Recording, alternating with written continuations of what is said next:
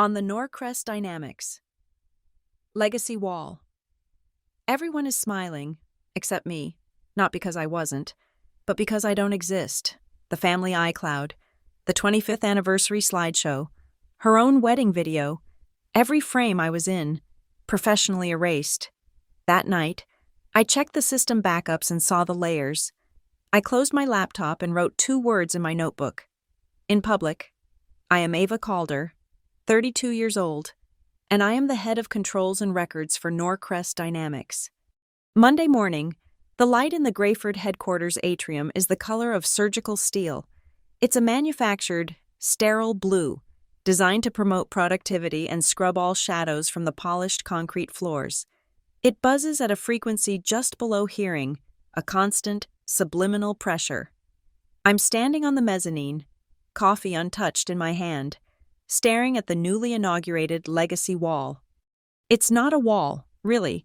It's a 70-foot, 14K micro-LED seamless display, the flagship product of our own hardware division, installed to celebrate the people who built Norcrest. Right now, it's synced to the company-wide town hall, broadcasting to all 47 domestic offices. My feet hurt. I chose the wrong heels for a day that started with an erasure. The town hall slideshow is running. It's a kinetic, glossy production showcasing the key projects of the last 3 years. The Harborline Data Integrity Project. I led that. I was the one who found the vulnerability in the ingestion pipeline, the one who worked 72 hours straight with the dev team in Seattle to patch it, saving us from a catastrophic compliance breach and an SEC fine that would have cratered the stock. The photo slides across the massive screen. There's the team. Raj, smiling, Maria, giving a thumbs up, Ben, looking exhausted but relieved, and an empty space, precisely shoulder width, between Ben and the edge of the frame. The composition is flawless. You would never know someone was supposed to be there. You would never know I was there. The next slide. The Phoenix Audit Recovery, a 2-year engagement with federal regulators. My signature is on every single remediation document. My framework is now the company standard for risk control. The photo shows the entire compliance division gathered in the boardroom, champagne flutes in hand. I remember that day. I was holding the final clearance letter from the regulators. But on the wall, I am not. The photo has been subtly panned and cropped. My hand, holding the letter, is gone. The champagne flute I was holding is gone. I am gone. The MC, a relentlessly cheerful marketing manager named Todd, beams from the podium. His voice booms through the atrium's hidden speakers. And we have to give a massive, massive thank you to the entire compliance team for navigating us through the audit last year. Their tireless work literally saved this company. The camera feed on the main screen cuts to a wide shot of the room. My team sits in the front row. The display behind Todd switches to a key personnel graphic. A bullet point appears. Lead auditor and control architect, Ava Calder. My name, in 72-point Norcrest Sands, but no picture. The camera, operated by a freelancer, dutifully pans across my team.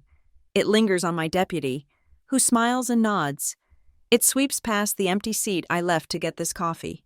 My name is on the screen, a ghost acknowledged by text alone, while the visual record insists I am vapor. I don't look at the screen anymore. I look at the source. Across the atrium, in the glass-walled media booth, my sister is running the show, Mara Calder, Director of Communications. She's standing over the tech's shoulder, headset on, a vision in a tailored navy blue blazer. I watch her hand. She's holding the small black presentation remote. As Todd finishes his sentence, her thumb clicks the next button. It's not a relaxed, practiced click. It's a jab, a sharp, percussive movement, a millisecond too fast, a fraction of an inch too hard. It's the micro gesture of someone trying to rush past a difficult moment, a flicker of tension in the tendons of her wrist, visible even from 50 feet away. She wants this slide, the one with my name on it, gone. She wants to get back to the clean, curated images of the team, the family, the corporation, the family she built, and the one she is actively editing me out of. My focus narrows. To my left, a junior comms coordinator has her laptop open, angled away from her body. The internal Slack channel for the comms team is visible. A new message from Mara C. pops into view, sent 2 minutes ago. Make sure the live camera feed doesn't linger on Ava if she's in the room. Keep the focus on the team. Keep it clean. Keep it clean. The words hang there, stark white on the blue app interface. Clean, as in free of dirt, free of contamination, free of me. The air in my lungs turns to ice. The muted roar of the town hall, the applause for my own invisible work, fades into a high-pitched whine. This isn't an oversight. This isn't a mistake, a cropping error, an unfortunate layout choice. This is a directive, a systematic, deliberate, professional erasure. The applause builds, a wave of polite corporate enthusiasm for a job well done by a person they can't see. I do not move. I do not react. Rage is a hot, messy, volatile thing. What I feel is cold. It's the cold of a server room, the cold of a logic gate, the cold of absolute processed certainty. I raise my company-issued phone. I don't aim at the main screen. I aim at the coordinator's laptop. The angle is perfect. Click, the Slack message, the timestamp, the sender, all captured. Then, I turn. I wait for the slide to cycle back during the Q&A. It does. The key personnel slide with my name and no face. I lift my phone again. Click. I capture the entire 70-foot wall, the slide glowing, my name stark and isolated. I tap the screen, opening my personal toolset. It's an encrypted container I built myself. I import the 2 photos. I don't just save them. I run a script. It captures the device's current state, the network ID, the precise GPS coordinates of the Norcrest atrium, and the server timestamp down to the nanosecond. It generates a SHA-256 hash for both image files, an immutable digital fingerprint, proof. Then, I go deeper. While Todd fields a softball question about Q4 projections, I access the network's media asset directory. I have head-level credentials. I navigate to the Town Hall media package. File name: NCD Town Hall Q3 Final V4 Master MP4. I check the metadata. Last modified, 3:17 a.m. by Comms Admin M. I pull the file's checksum. I compare it to the version distributed to the branch offices. They match. This wasn't a last-minute change. This was the master file. This was the plan. I log the device ID of the presentation rig in the atrium. I log the IP of the media server it's pulling from. I log the credentials used to execute the presentation script. Everything is logged. Everything is saved. Everything is hashed. I am, after all, the head of controls and records. My job is to create the record, to protect the record, to be the record. The town hall wraps up. The applause is final this time. People stand, the spell broken, the buzz of conversation returning as they reach for their bags and phones. My sister, Mara, emerges from the media booth, smiling, accepting congratulations on a flawless production. I stand still on the mezzanine, watching her. She doesn't see me. She hasn't truly seen me in years. She sees a problem to be managed, an inconvenience to be cropped, a narrative impurity to be kept clean. I look back at the wall, now cycling back to the generic Norcrest logo. I recite the first principle of my profession, the one I learned in my first forensic accounting class, the mantra of my life. If it can be written, it can be read. If it can be saved, it can be found. And if it can be deleted, it can be restored. She deleted me.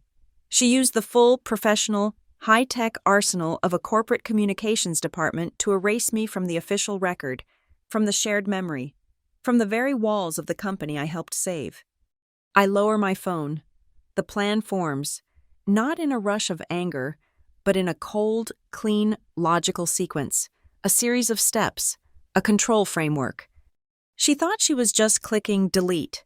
She has no idea she just armed me. She has no idea that my entire job is about finding the ghosts in the machine, and I am the biggest ghost this company has. Restoration isn't enough. A quiet correction, a memo from HR, an awkward apology over coffee. That's not justice. That's just sweeping it under a different rug. Erasure is a public act. It's a statement made to an audience. I'll restore the record, but I'll do it my way. When I restore myself, it won't be in a quiet email. It will be in front of everyone. It will be on that 70-foot screen. It will be in front of the board, the investors, and the entire company. When I put myself back in the picture, I will do it in public, and I will burn the whole wall down while I do it. The amplified sound of polite applause for my own invisible work fades, but the silence that follows has a weight. I'm still standing on the mezzanine, the coffee in my hand now cold, the atrium's manufactured blue light, so sterile and sharp, feels suddenly familiar. It's the color of a winter sky in Westridge, the suffocatingly perfect suburban town we grew up in. Westridge was a town built on presentation. The lawns were edged with unsettling precision. The Thanksgiving decorations went up on the same day for every house. The smiles at the grocery store were bright, brittle, and mandatory. Our family fit right in. My mother, Diane, was the chief curator of the Calder family image, the executive producer of our lives, and she had, from our earliest days, assigned us our roles. She had a saying, one she polished like old silver and brought out at every family gathering. "Mara," she'd say, smoothing my sister's bright, blonde hair, her voice full of a proprietary warmth. "Has the media face," then her eyes would find me, the quiet one in the corner with a book, a brief, appraising glance. "And Ava has the notebooks." It was never a compliment, it was a designation, a casting memo. Mara was the product, the one for display. I was the archive, the one for the files. Mara was the front page, the headline, the glossy photo. I was the fine print, the legal disclaimer, the terms and conditions nobody ever reads. It started so early, this bifurcation of our lives. She was the story, I was the fact-checker, and she learned very quickly that the story is always more powerful than the facts. The first time Mara professionally, deliberately, erased me, I was 15. She was a junior, already the editor-in-chief of the Westridge High Yearbook. I was a sophomore, and the uncool, unphotogenic star of the debate team. We had just won the state regionals, a first for our school. The photo was taken on the auditorium stage, the four of us, blinking in the spotlight, holding an absurdly large trophy. I was on the far left, my hair in my eyes, my blazer rumpled, but grinning. When the yearbook came out that spring, I remember the specific chemical smell of fresh ink and high-gloss paper as I flipped to the Clubs and Achievements section on page 84. I found the debate team. There they were, 3 grinning members and the trophy. The caption listed all 4 of our names, including mine, but the image denied it. Where I had been standing, there was now just an empty beige stage curtain. The crop was tight, professional. The edge of the trophy was perfectly preserved. I was just gone. I found her in the yearbook office, which smelled of rubber cement and stale coffee. She was already planning the next year's layout, wielding an X-Acto knife with practiced ease. I held the book open. "Why did you cut me out?" She didn't even look up. The composition was off. "Ava," she said, her voice breezy, as if explaining a typo. "You were creating a tangent with the proscenium arch. It threw off the visual balance. It looked better this way." It wasn't malice, not then, or at least, I didn't recognize it as such. It was, in her mind, an aesthetic necessity. I was visual clutter. I was a tangent. I ruined the line. I didn't argue. I didn't cry. I just closed the book. That afternoon, I went to the school library, asked the librarian for the archival box of photo negatives submitted by the yearbook photographer, and citing a reference project. I checked out the contact sheet for Roll 34A. I found the original frame. I made a copy. It was the first piece of evidence I ever formally archived. The first time I felt the cold, satisfying weight of an unaltered record. We went to different colleges, but the narrative held, strengthening with distance. Mara, predictably, majored in communications and public relations at a prestigious East Coast school. She learned how to shape narratives, how to craft a press release, how to optimize images using a new program called Photoshop.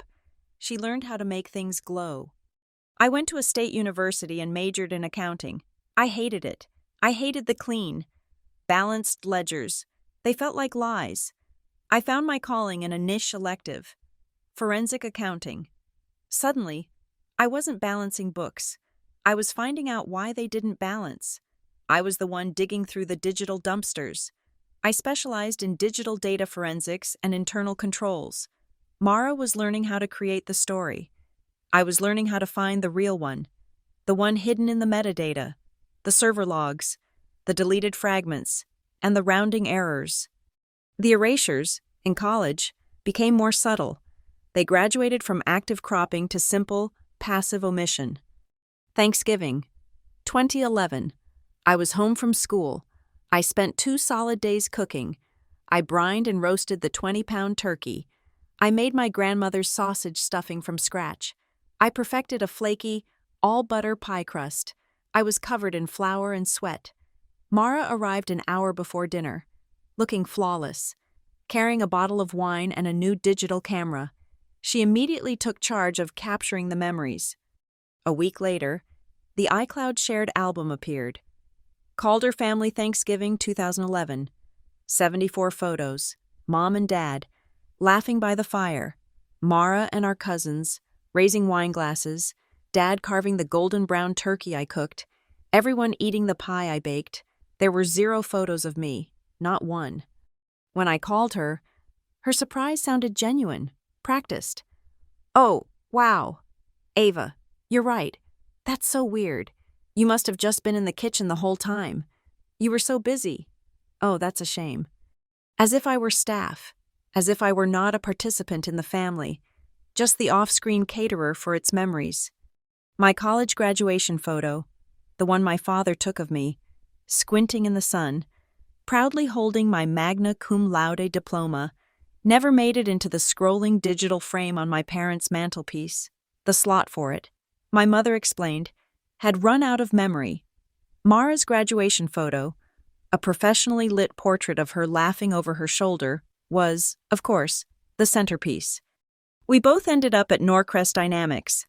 Mara was recruited first, pulled in by a VP who was impressed by her campaign work. She was tasked with modernizing the company's stale, engineering-focused public relations, and she was brilliant at it.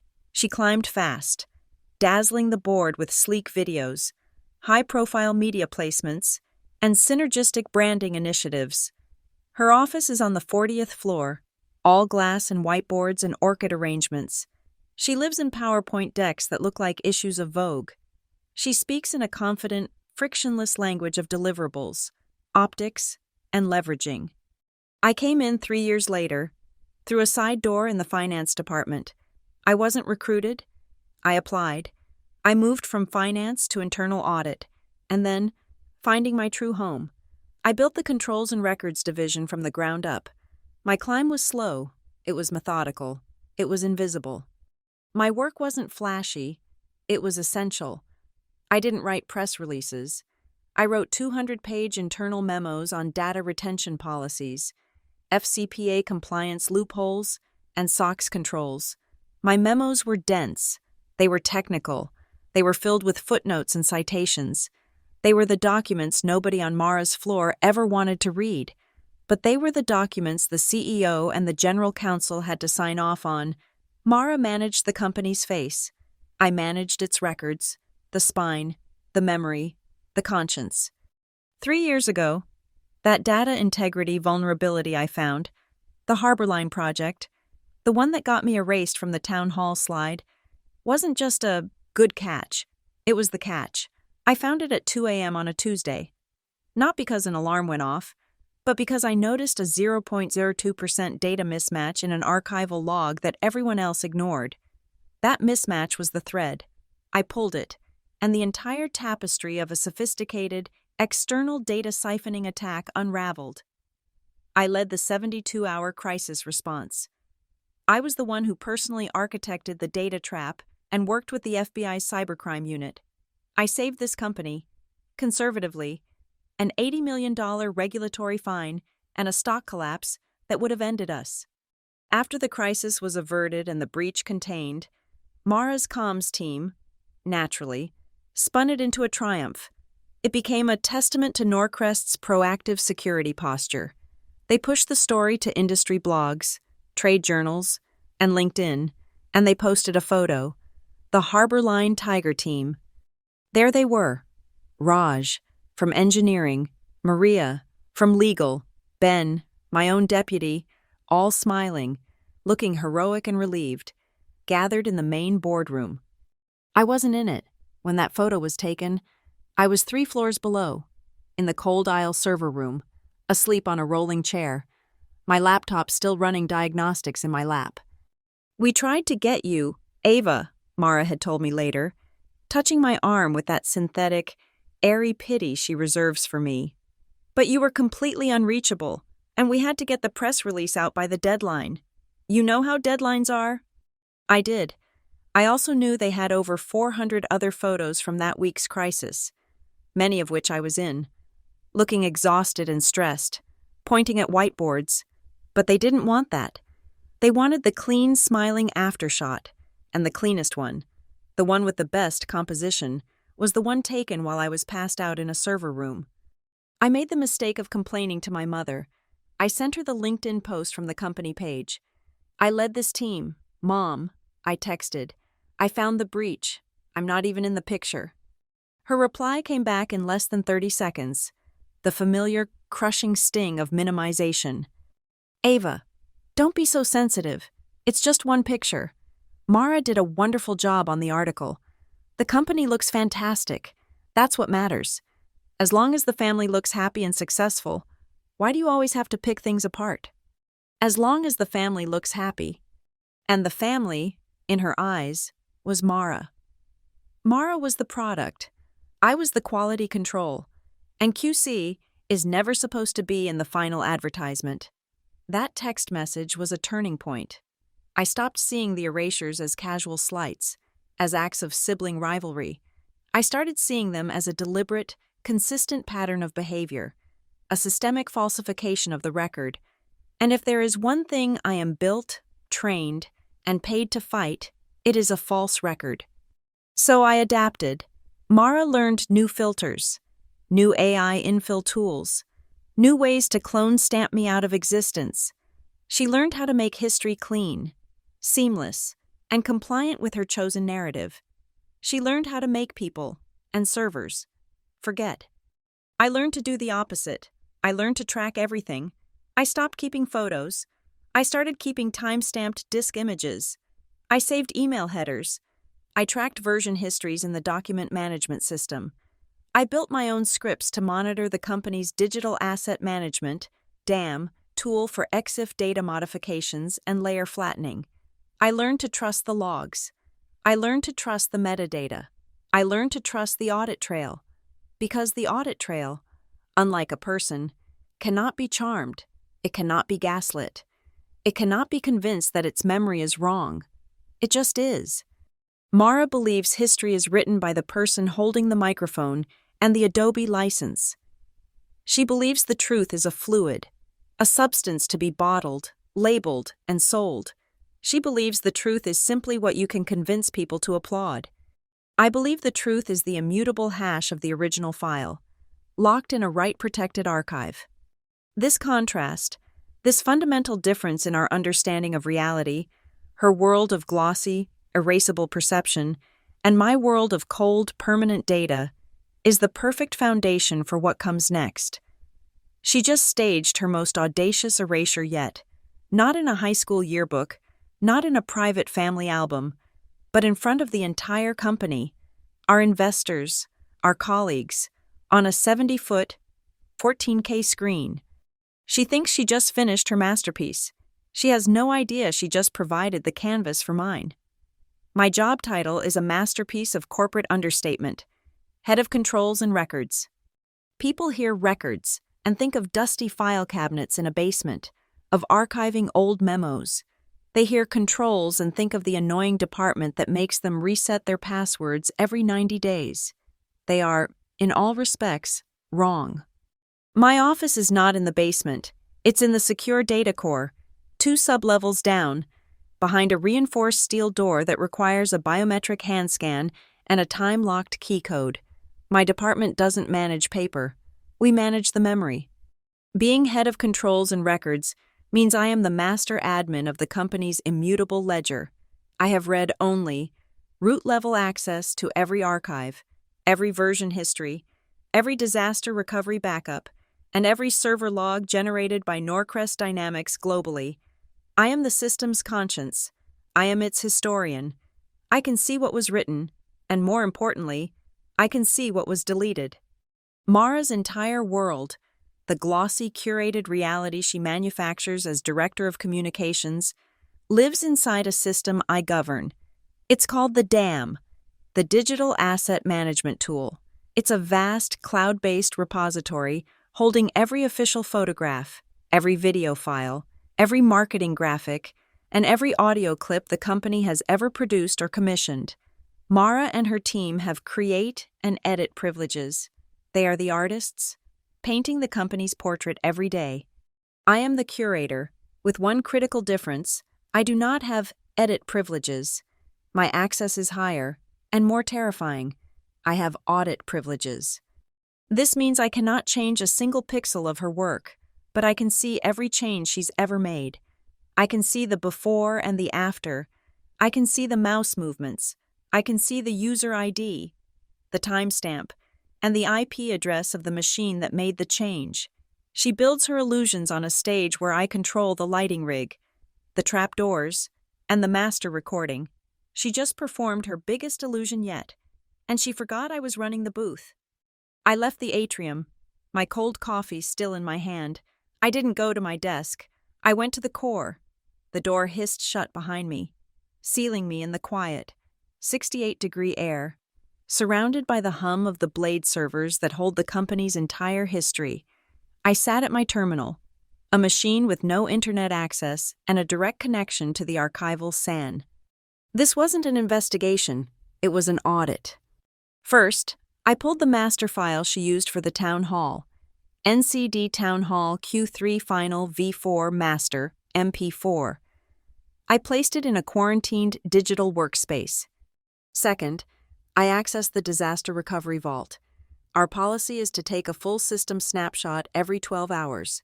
I requisitioned the snapshot of the comms media server from 48 hours ago.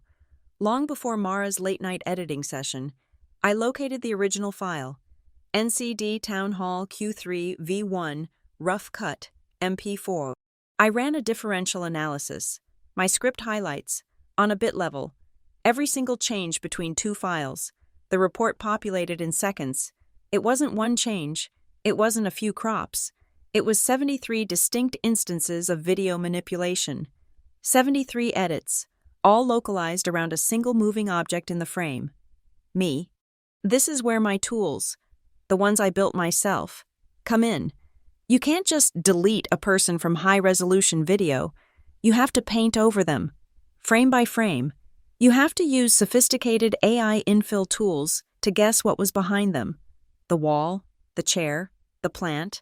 But these tools, they leave scars. They leave ghosts. I ran my first analysis script, the one that detects JPEG compression anomalies.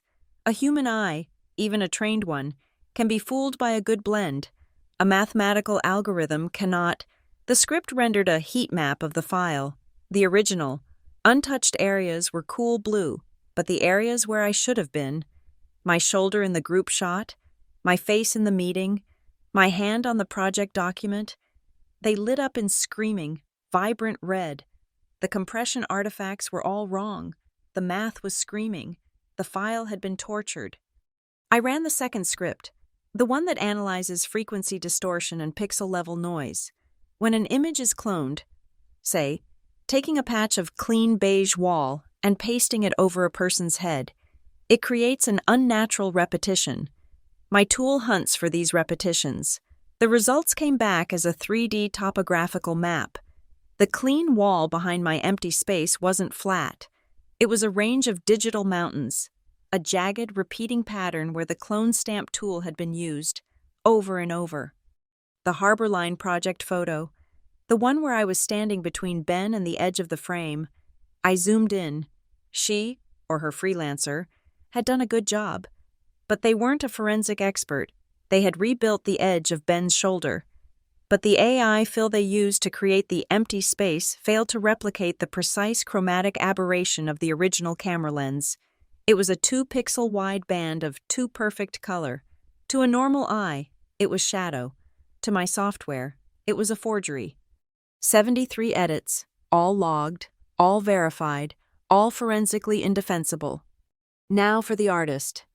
The DAM logs every action, every save, every render, every commit. The 73 edits were all committed by a single user alias, comms admin M. This was a generic admin account for the comms department, used for high-level render jobs. But the alias isn't the real identity. The real identity is in the single sign-on, SSO logs, which my department also controls. I cross-referenced the timestamp of the edits, 3:17 a.m., with the SSO authentication server. At 3:16 a.m., user Mara, Calder authenticated via SSO, with administrator-level assume role credentials. To become comms admin M, the authentication was tied to a hardware ID, a 16-inch MacBook Pro, serial number C02XG4P1ML, Mara's company laptop. She hadn't just ordered the erasure. She had personally, digitally, executed it. This technical signature, the specific blend of clone stamping, AI infill, and edge feathering, was familiar. I had seen this style of artwork before. I swiveled in my chair to my personal machine, air-gapped from the internal network. I logged into the Calder family iCloud account. She had never removed me. My mother's keep the family happy mantra, presumably extending to a shared 2 TB storage plan. I navigated to the shared albums.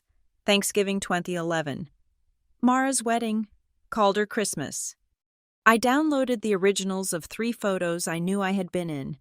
The Thanksgiving photo where I'd cooked the meal. The wedding photo where I stood 2 feet from her as a bridesmaid. The Christmas photo where I was sitting by the fire. I loaded them into my forensic sandbox. I ran the exact same scripts. The results were identical, the same jagged mountains of clone stamping, the same telltale heat map of compression forgery. She had been practicing on me, on our family history, for a decade. She had refined her technique, graduating from the clumsy high school yearbook crop to corporate-level digital warfare. And then, I found the mistake, the one thing that ties the personal to the professional. In the corner of her wedding photo, where she had edited out my dress train to simplify the altar, she had been sloppy, in the deep shadow of a pew. I found a 20-pixel-wide graphical artifact, a watermark. It was the faint, semi-transparent logo for Object Remove Pro, a niche, expensive, third-party Photoshop plugin, a plugin Norcrest Dynamics does not license, a plugin she must have bought with her own money for her personal use, and then installed on her company machine. A violation of IT policy. She had used the same tool, the same signature, to erase me from her wedding and to erase me from the company's legacy wall. She had just crossed the streams. She had used a personal, unauthorized tool on her work machine to falsify a corporate record. This was no longer a family dispute. This was a compliance violation. And I am the head of controls. I did not save the files to my desktop. I initiated a new protocol. I instantiated a high-security, encrypted container on the legal hold server. This isn't a folder, it's a digital vault. I named it Evidence Locker AC01. This locker is worm compliant. Write once, read many. Nothing saved to it can be altered or deleted. By me or anyone else. It's encrypted with AES 256. And I set the deletion protocol to a 3-person quorum. To destroy this locker, 3 signatures are required. Mine, the general counsel's, and the independent head of internal audits. Into this vault, I moved everything. The pristine V1 rough cut MP4 from the disaster recovery snapshot. The manipulated V4 master MP4 from the town hall. The full differential report and the heat map topography visualizations. The complete time-stamped dam edit log. The SSO authentication log correlating Mara, Calder to comms admin M and the hardware ID. The original and manipulated iCloud photos from her wedding and Thanksgiving. A high-resolution, enhanced screenshot of the Object Remove Pro watermark. A copy of the IT policy on unauthorized software installation. The final step, I created one last document, a formal chain of custody memo. It's a legal document, one my office issues, that creates an unbreakable, auditable trail for evidence. It lists every file, its SHA 256 hash, its source, and the time it was acquired and secured by me, Ava Calder, in my official capacity. I digitally signed it. The action was logged, time-stamped, and verified by the system. I closed the evidence locker. The icon on my secure terminal snapped shut.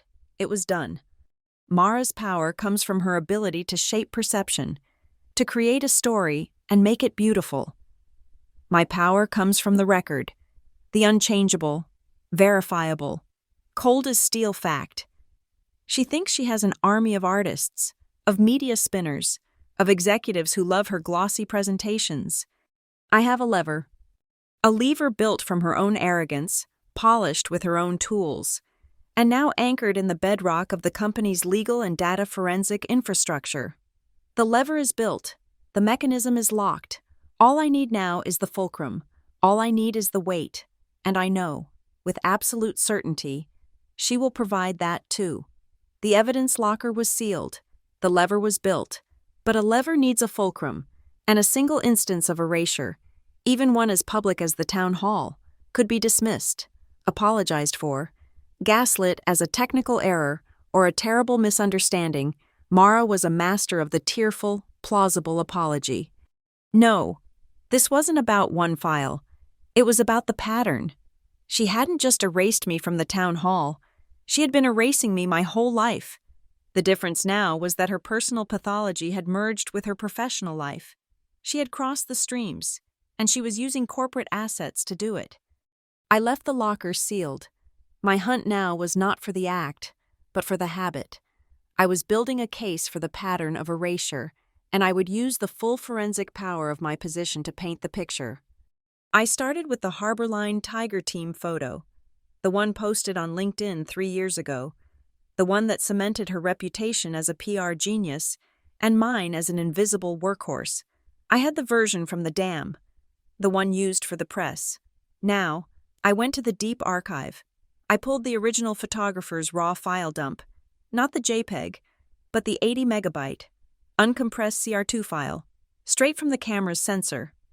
I opened it in my forensics suite, frame 304. There we all were, Ben, Raj, Maria, and me, on the end, looking exhausted but smiling.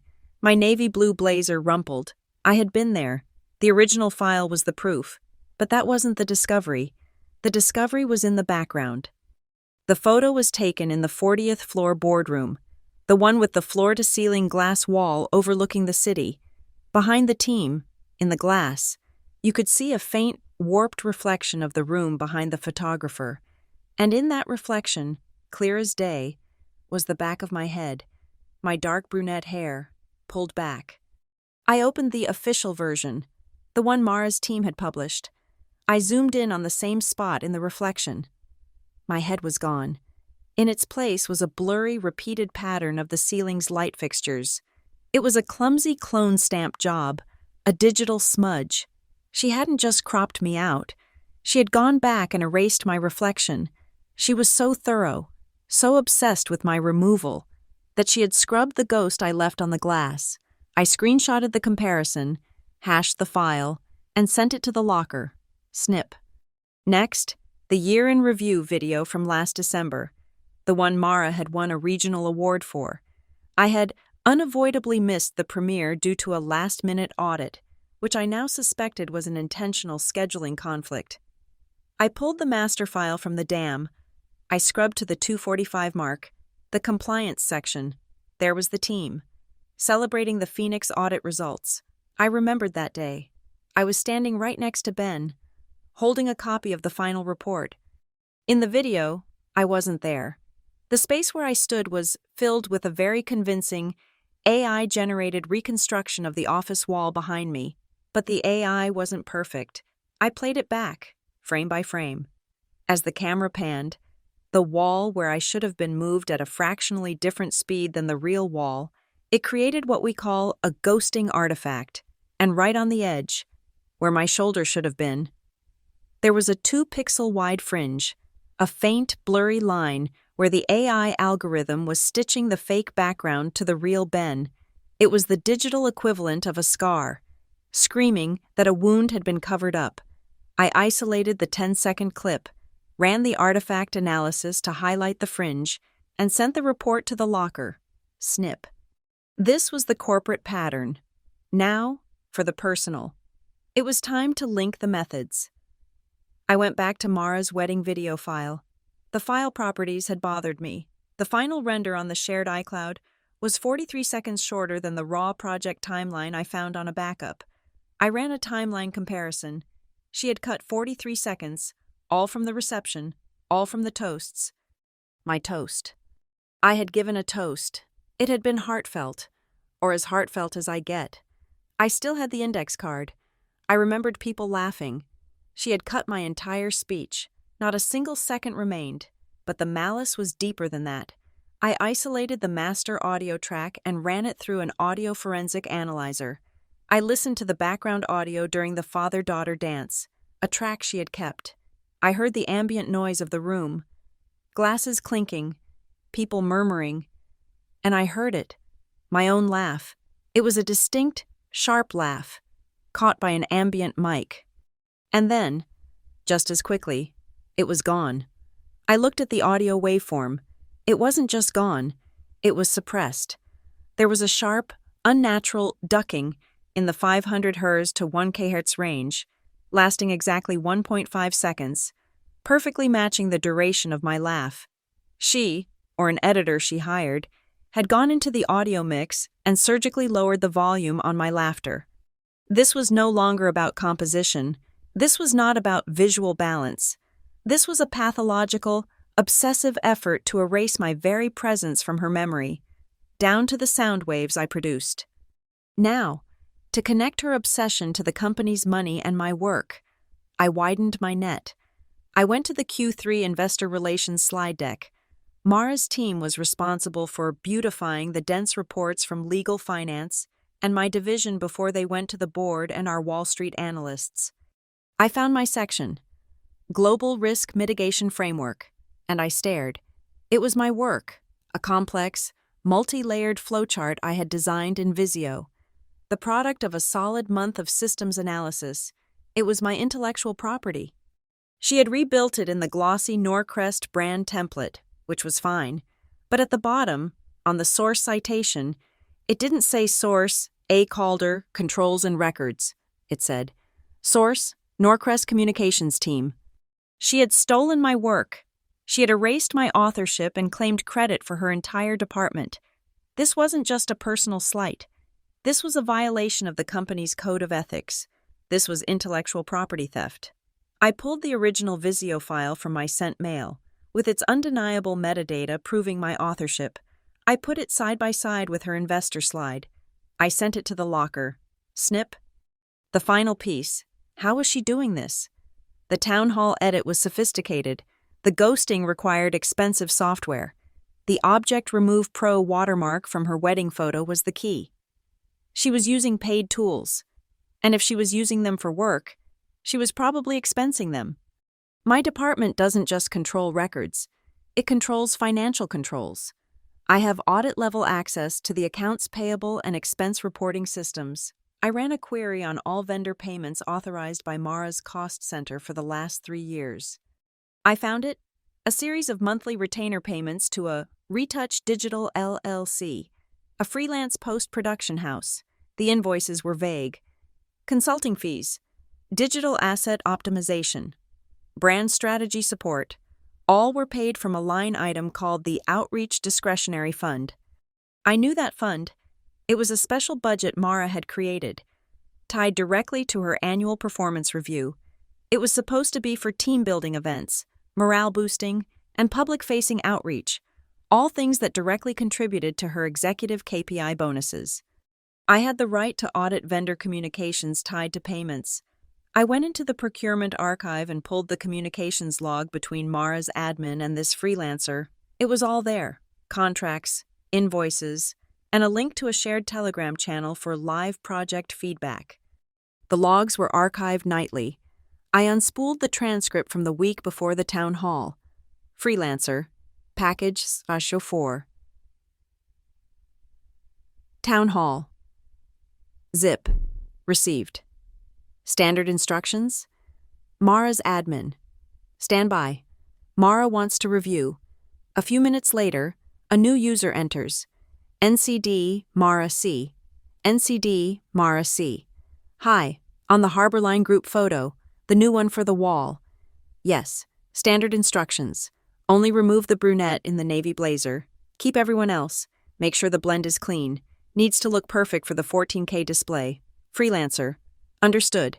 Same user as the year in review project. Got it. Will be a 4-hour rush charge. NCD Mara C. Fine. Bill the usual fund. The brunette in the navy blazer.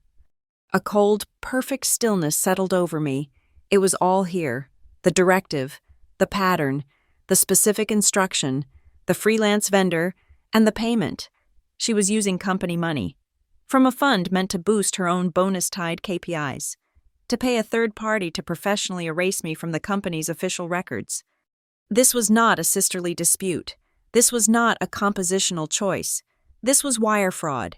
This was a breach of fiduciary duty. This was a violation of the ethics policy, the financial controls policy, and basic human decency. I meticulously saved the invoice trail. I saved the charter for the Outreach Discretionary Fund, and I saved the entire unredacted Telegram chat log. I hashed them all and sent them, one by one, into the immutable, encrypted darkness of the evidence locker. Snip, snip, snip. That evening, I did one last thing. I opened a browser.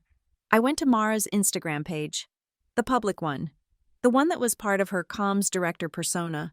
She had posted 2 days ago. It was a photo from a family brunch. My mother, my father, and Mara, all smiling beautifully over mimosas. The caption, "So wonderful to have the whole perfect family together for a Sunday. Blessed family first called her." I was at that brunch. I was the one who took the picture. I scrolled down. My mother had, of course, commented. Diane called her. "Such a beautiful picture. So happy." Mara had replied. I stared at the lie. So public, so clean, so blatant. The empty chair where I had sat. The extra coffee cup just out of frame. The cheerful, sociopathic performance of it all, validated by our own mother. I right-clicked. Save page as. I captured the post, the comments, the likes. I hashed the file. Every time she erased me, she created a log. Every time she lied, she left a digital trace. Every sanitized photo, every edited video, every falsified expense report was a new link. She had spent a decade forging a chain to bind me, to make me disappear. She had no idea that I was the one holding the other end. And this chain, the one she built with her own hands, would feel heaviest right when the spotlight she craved was at its absolute brightest. My evidence locker was full, sealed, and forensically perfect, but it was also static. It was a digital tomb, a monument to the truth, but unseen. Mara lives in the world of the public, of the seen. Her power is derived from the spotlight, I knew, with the cold certainty of a systems architect, that a quiet report to HR or the general counsel would be buried. Mara would spin it. She would cry. She would apologize for the terrible misunderstanding, for the overzealousness of her team. It would become a personnel matter, and I would be labeled the sensitive, vindictive, uncollaborative one. No, erasure is a public act. Correction must be public. If the stage she used was the 70-foot legacy wall, then that is the stage I would use for the final act. But I couldn't just take it. I had to make her give it to me. 2 weeks after the town hall, I scheduled a 30-minute meeting with our chief operating officer and Mara. I presented a single slide. The legacy wall, I began, my voice flat and technical, is currently running a 90-second brand loop. It's dead air. We are failing to capitalize on a 70-foot, multi-million-dollar asset. I have a proposal. I called it Faces of Norcrest. The pitch was engineered to perfection, designed to press the 2 specific buttons that made my audience function. For the COO, I pressed data. We link the wall directly to our HRS and our internal kudos recognition platform, I explained, pointing to a clean flowchart. An employee in the Seattle office closes a deal. Their manager hits the kudos button. Within 30 seconds, that employee's face and their achievement are broadcast across the Grayford atrium and all satellite offices. It's dynamic, it's data-driven, and it turns our abstract HR platform into a tangible, visible reward system. It increases engagement, and we can track the metrics. The COO, a man who lived for measurable KPIs, leaned forward. Metrics, he repeated. Real-time public recognition tied to performance data. I like it. I like it a lot. Then, I turned to Mara. For her, I pressed narrative. Of course, I said.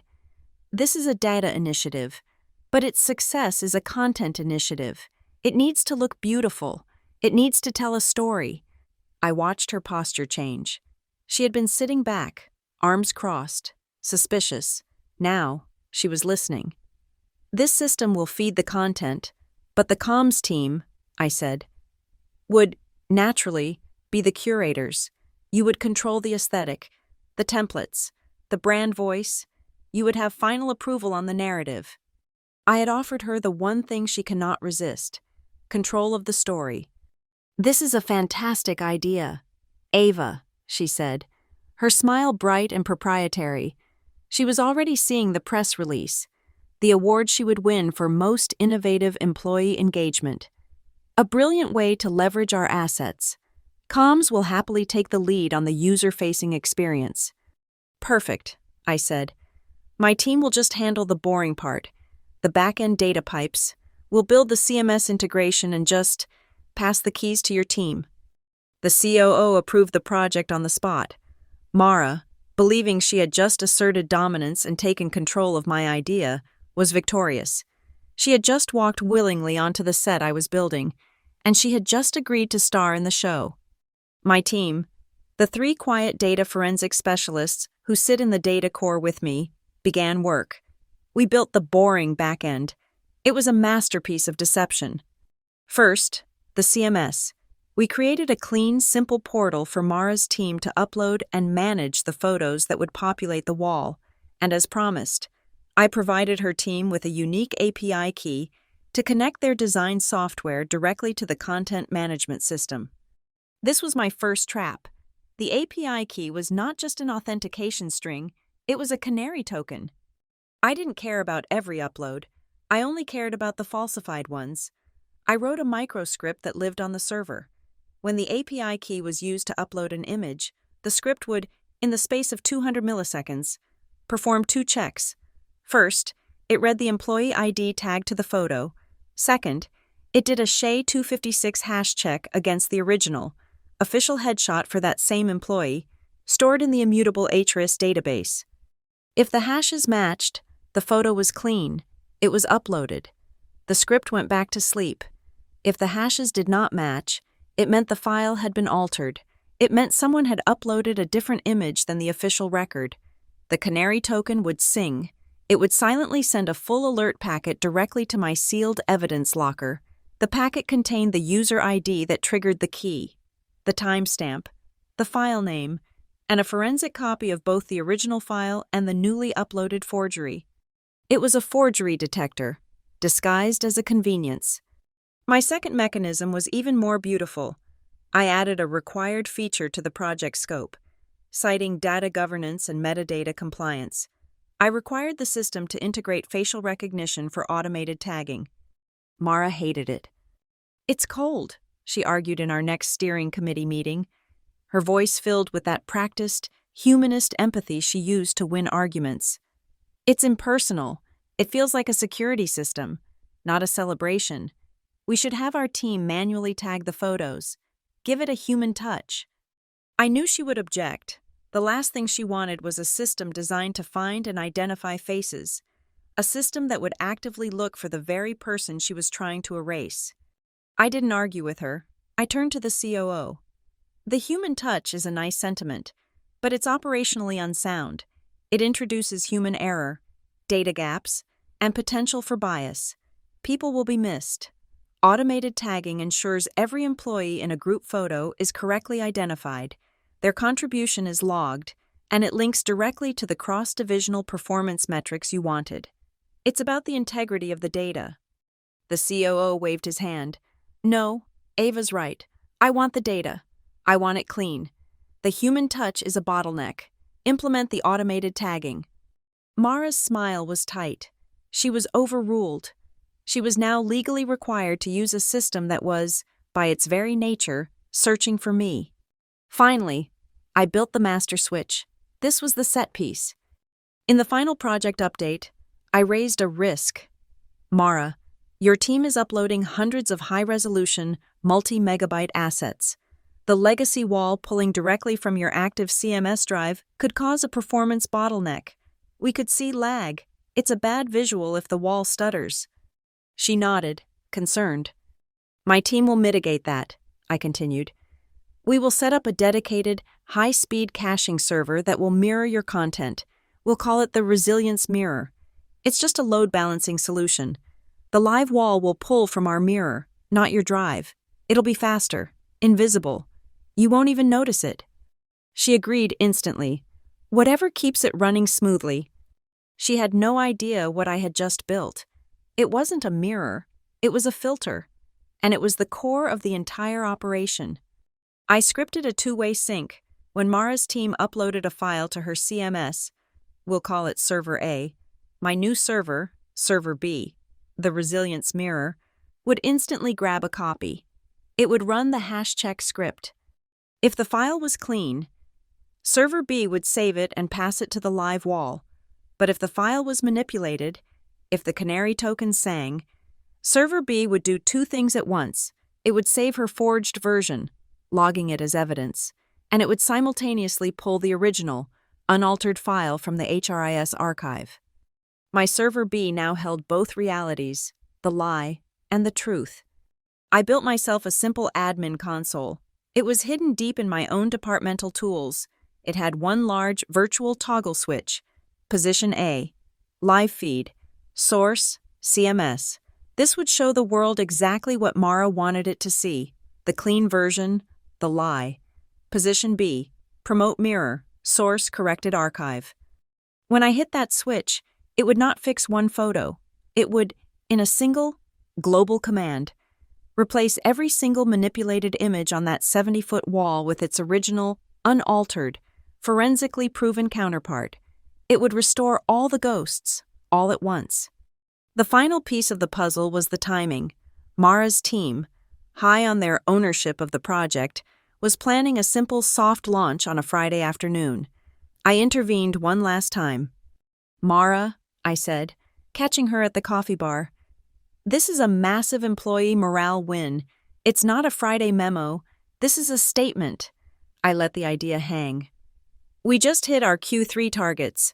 The earnings day webcast is in 3 weeks. Why don't we unveil this as the opener? We'll have the entire company, the investors, the press, all watching the live stream. It would be the perfect lead-in to the CEO's speech, a testament to our people, your testament." Her eyes lit up. The audience, the scale, the credit. She couldn't resist. She took the idea, and within an hour, Faces of Norcrest was officially scheduled as the 5-minute pre-show for the Q3 earnings day broadcast. The stage was set, the audience was confirmed, the script was written. All that was left was rehearsal. 1 week before earnings day, the system was now live. but the wall itself was dark. Pending the reveal, Mara and her team began the final content load. They were optimizing and uploading the hundreds of photos that would be featured. I was in the data core. My terminal was open, the canary log waiting. For the first hour, silence. They were uploading new, approved headshots. Then, it came. A silent, single line of text in my log. Alert. Hash mismatch. File. Harborline to Tiger Team 01.jpg. User, M. Calder. Action. File substituted. Original hash. 0x. New hash. My canary. It was singing. I checked the mirror server. There it was. Her forged version, with me erased, and sitting right next to it, the original raw file, pulled from the archive, tagged, and ready. Then another, alert, hash mismatch, file, Phoenix Audit Group, JPG. And another, alert, hash mismatch, file, Holiday Party, 2023 JPG. The pings came in, one after another, a cascade of silent, digital screams. She wasn't just uploading new photos. She was using her admin rights to go back, to clean up the existing archive, replacing the originals with her preferred, AVA-free versions. By the end of the day, the canary token had pinged 37 times, 37 distinct acts of professional, systematic erasure, 37 forged files now logged as evidence, and 37 original, correct, verified files now sitting on my mirror server, queued, loaded, and aimed. She thought she was curating a wall of celebration. She had no idea she was loading a weapon. She had no idea she had just handed me the switch. The legacy wall was ready, so was I. The canary tokens had sung 37 times. The resilience mirror was primed.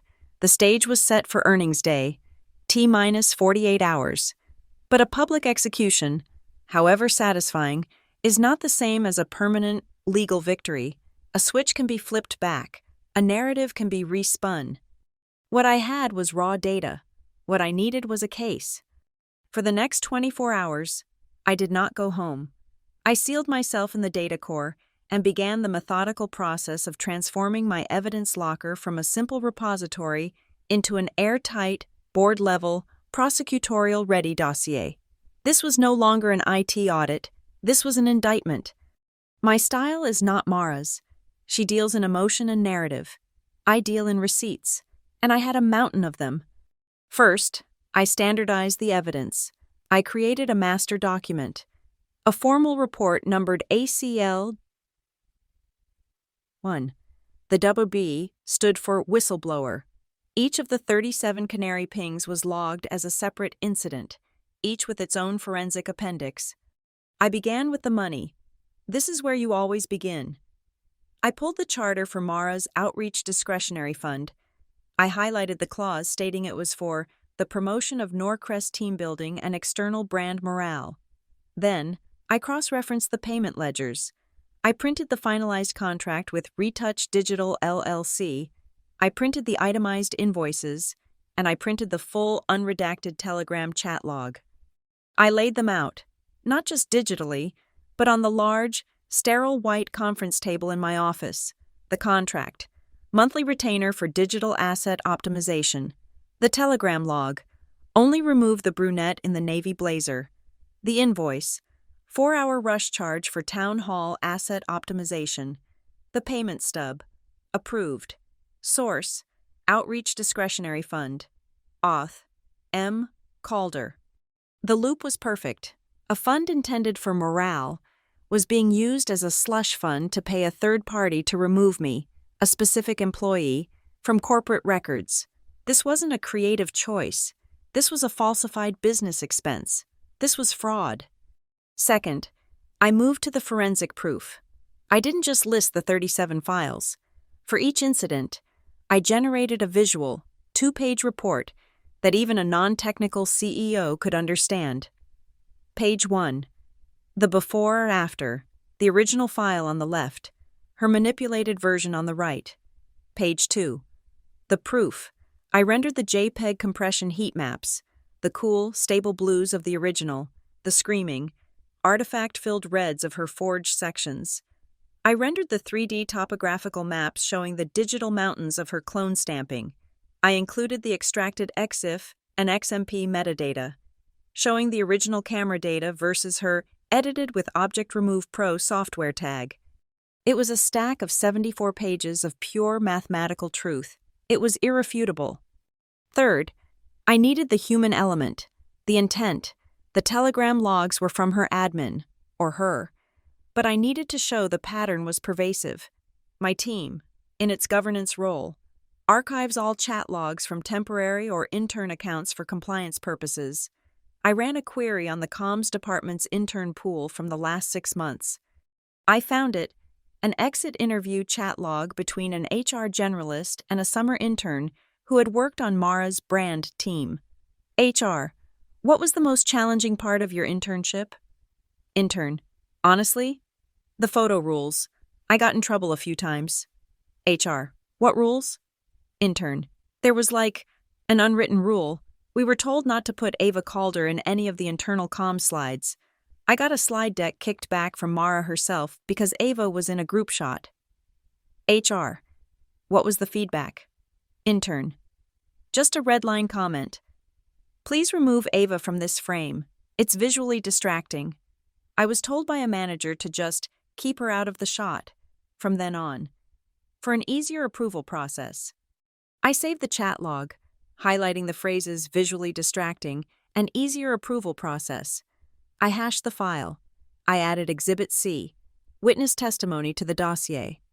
I needed more. I needed to hear her. My department also manages the archival storage for the media production suites. For quality control and asset recovery, the system automatically records and logs audio in the editing bays. I ran a search on Mara's user ID against the editing bay access logs. For the day before the year in review video was finalized, she had badged in at 10:13 p.m. She was with the freelance video editor. The system log showed the project file YER V12 Final PER Progy was open. I pulled the corresponding audio archive. For 20 minutes, it was just the click-clack of a keyboard, the whir of the render farm. Then, the editor's voice. Okay, I think I got the last stabilization done. The compliance section is clean. Mara's voice, cool, clear, and unmistakable. Wait, go back. Frame 4305. A pause. The sound of a scrub wheel. Editor. What? This? The group shot? Mara. Her? Right there. A sharp tap, likely on the monitor. She's in the shot. I thought I told you to use the B-roll. Editor. This is the only shot we have with the whole team. The B-roll is just the building. Mara. I don't care. If she isn't there, she can't take credit for it. Paint her out. Use the AI fill. I don't want to see her. Editor. That's a lot of work. Mara. The shot is panning. It'll look weird. Mara. Then make it not look weird. That's what I pay you for. Just get her out of it. The cold, hard malice of it, the motive, spoken aloud and captured in 32-bit audio. If she isn't there, she can't take credit. I isolated the 45-second clip. I ran a voice print verification against her town hall audio, a 99.8% match. I exported the file, Exhibit D, direct intent. Fourth, I attached the law, not the states, but the companies. I pulled the Norcrest Dynamics Code of Conduct, Policy 4.1, A, Ethical Image Representation. I highlighted the key sentence. All internal and external corporate representations must be a truthful and accurate depiction of the events and personnel involved. The malicious alteration, misrepresentation, or falsification of corporate records, including visual assets, to intentionally mislead or alter the credit of an employee's contribution is strictly prohibited and grounds for immediate termination. It was a policy I had helped draft. Finally, I connected her fraud to her own paycheck. I pulled Mara's executive compensation plan. Her annual cash bonus was tied, in part, to a KPI metric called Media Impact and Team Visibility. This metric was calculated by her own department, based on the number of positive media mentions and the visibility of Norcrest's core leadership team in public-facing materials. By systematically erasing me, a senior-level lead on the company's most critical projects, she was literally, mathematically, increasing her own team's visibility ratio. She was inflating her own performance metric. She was augmenting her own bonus by falsifying the data set. This was no longer a story about two sisters. This was no longer about hurt feelings or being cropped from a yearbook. This was calculated, systemic, financial fraud, perpetrated by a corporate officer, against the company and against a fellow employee. My hands were steady. My breathing was even. I compiled the full dossier, ACLWB001, 112 pages of cold, hard, irrefutable proof. Section 1. Financial fraud. The fund, the contracts, the invoices. Section 2. The motive, the KPI bonus structure, the audio log. Section 3. The pattern, the 37 forensic analyses, the chat logs. Section 4. The violations, the code of conduct. Earnings day was tomorrow, T-minus 24 hours. I digitally signed the final report. The timestamp was immutable.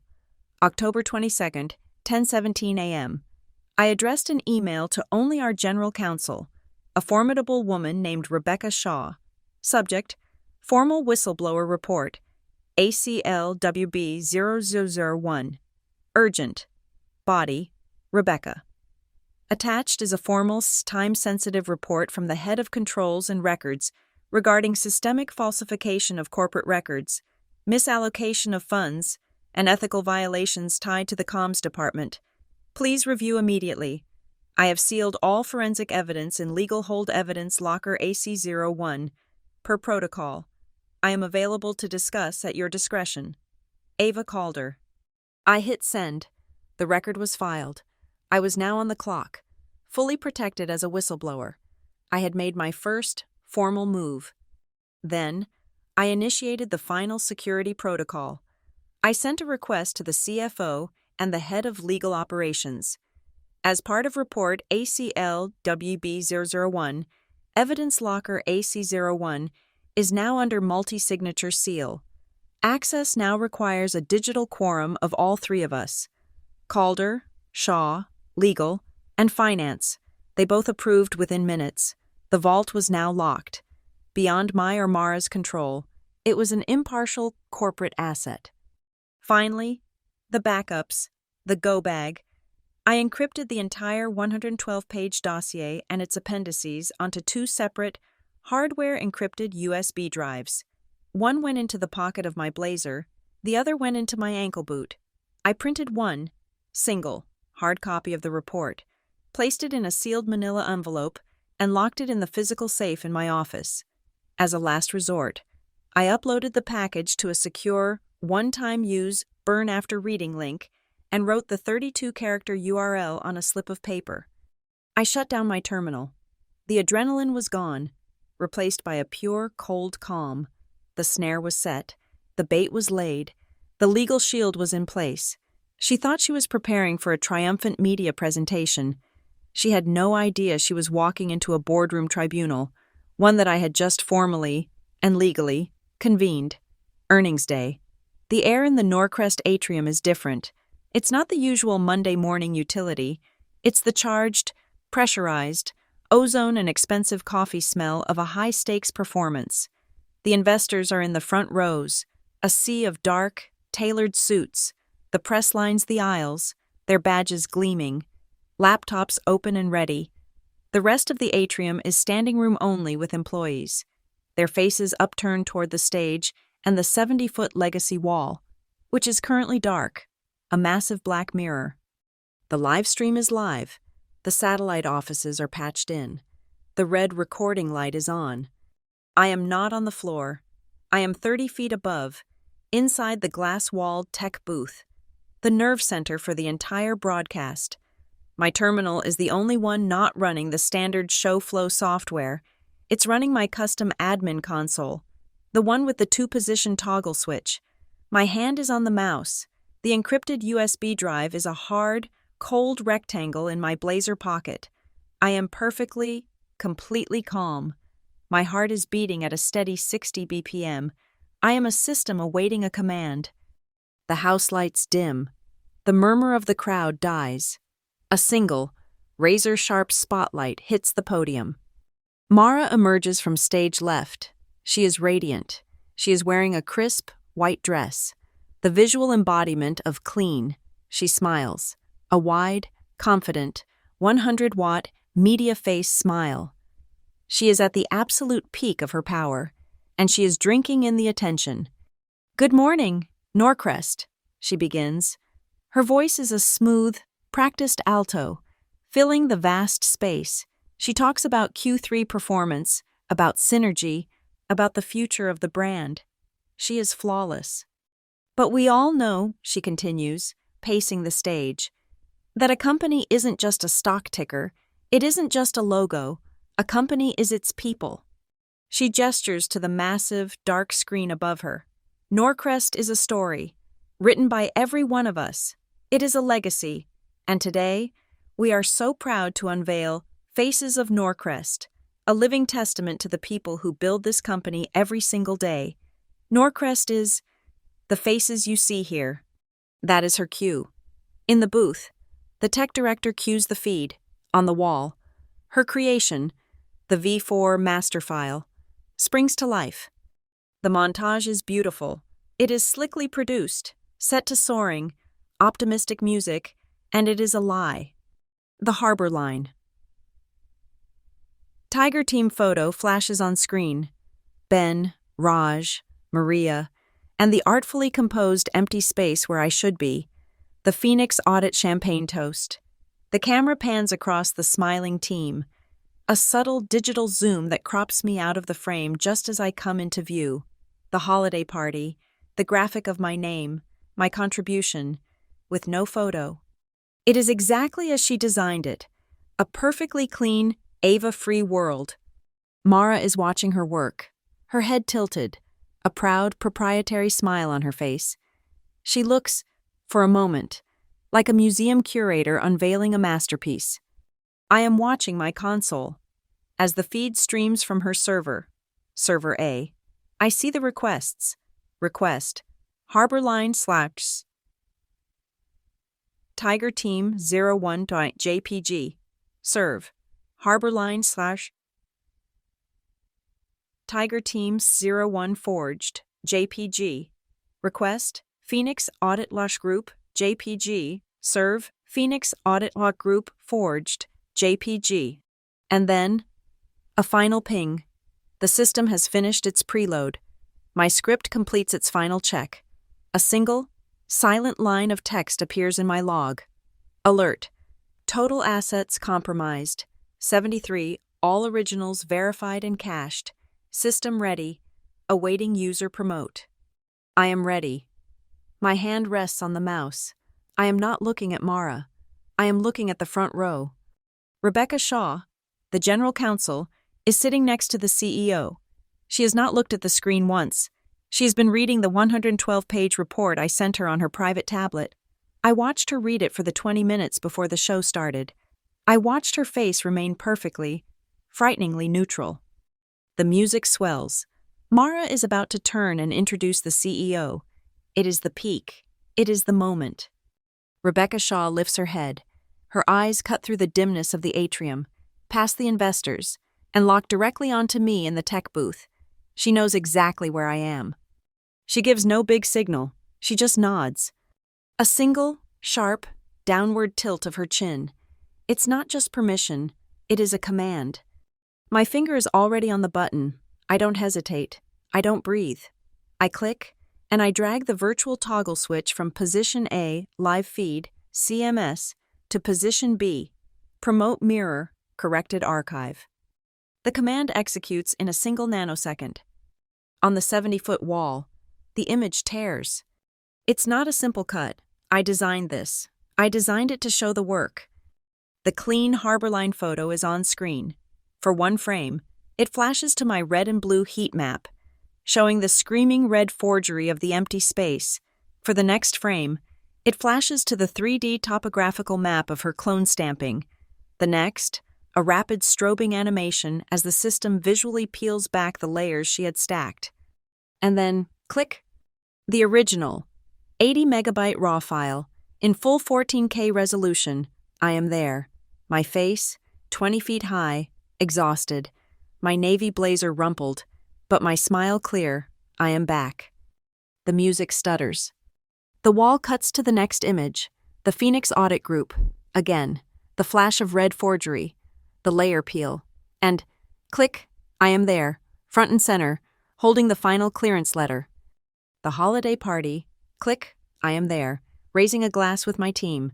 The year in review video, click, the ghosting artifact is replaced by my solid, physical form. The audio track switches. My laugh, the one she had surgically suppressed, is suddenly, shockingly, restored to the mix, sharp and clear. One after another, in a rapid-fire, percussive, visual assault. 73. Before images are replaced with 73 afters, my face appears, and appears, and appears. My presence, my existence, my work is stitched back into the corporate history, frame by frame, in front of the entire financial world. The atrium is silent, the soaring music is gone. The only sound is the click-clack of the press row's keyboards, which has become a frantic, machine gun rattle.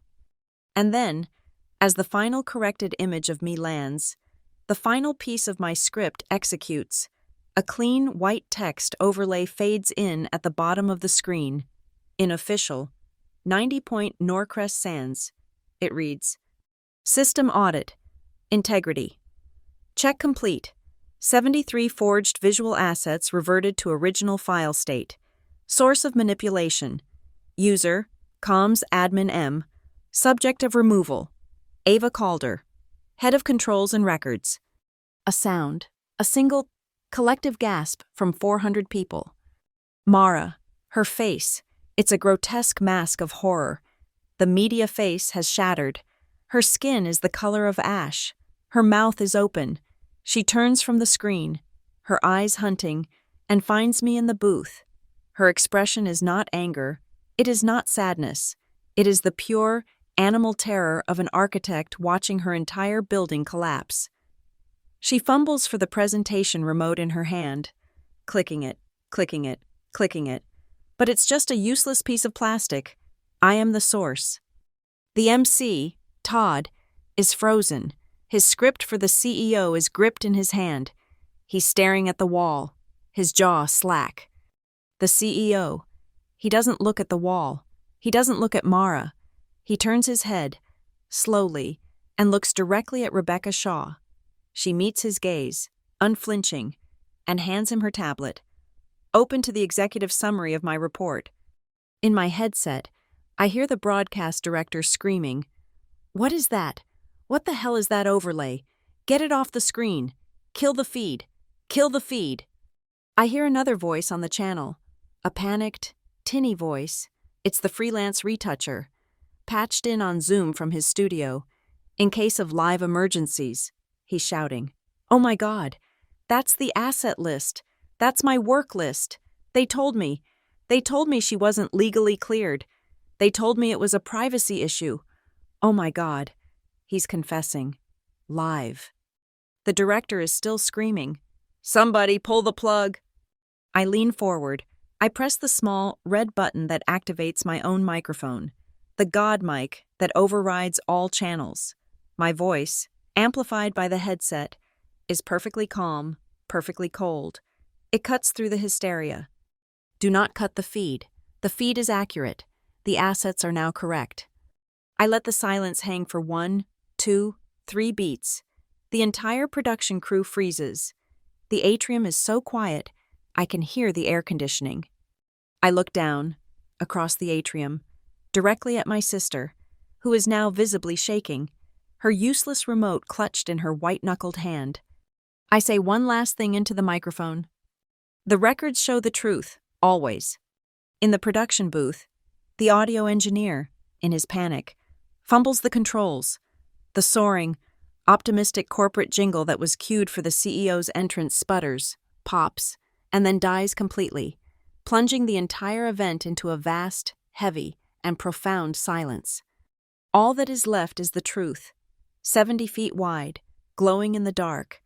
The silence in the atrium was a vacuum, a void where the corporate jingle was supposed to be. It lasted for precisely 4 seconds. Then, the chaos began. The press row exploded, not with questions, but with the frantic clatter of 100 laptops, the flash of a dozen cameras firing at the frozen, horrified image of my sister on stage. The CEO, a man named Harland, did not run. He simply stood up from the front row. He leaned over to Rebecca Shaw.